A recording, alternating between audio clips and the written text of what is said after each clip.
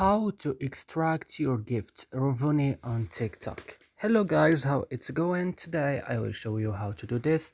Just watch this video until the end and make sure that you like and subscribe in our channel. So let's start. First, you will just open your TikTok account. Then when it's opening, you will just go down here on your profile. Then open your profile.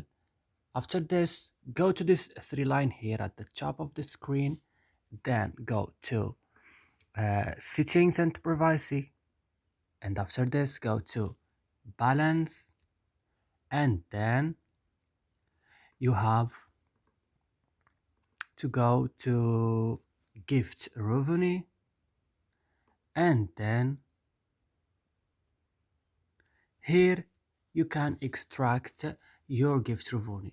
So I don't have any gift revenue, so I can't extract, that's why. So if you have, you can extract it, and that's it. I hope this video is useful. Don't forget to like and subscribe in our channel. See you next.